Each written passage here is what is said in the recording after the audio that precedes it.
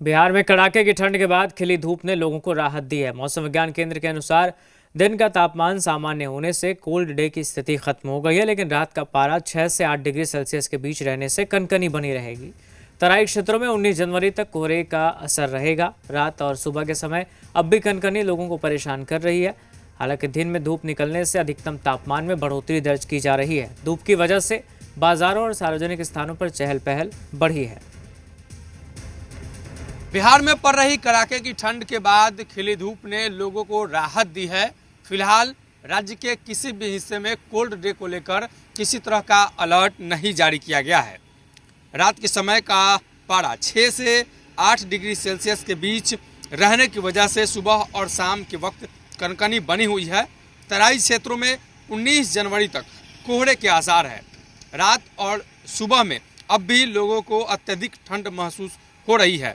हालांकि धूप की वजह से बाजार और सार्वजनिक स्थानों पर अब पहले से चहल पहल बढ़ गई है और लोग धूप का आनंद लेते हुए नजर आ रहे हैं।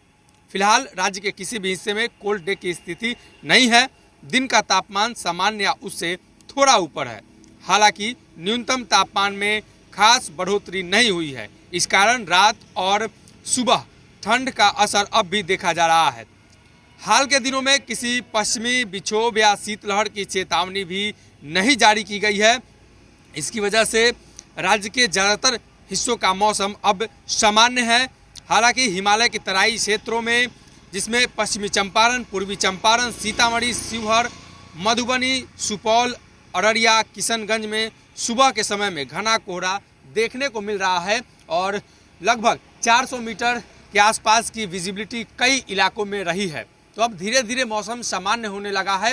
हालांकि मौसम विज्ञान केंद्र ने यह चेतावनी जारी की है कि 20 के बाद राज्य के मौसम में थोड़े बहुत और बदलाव देखने को मिल सकते हैं। अपने सहयोगी अजय के साथ सनी, जी मीडिया।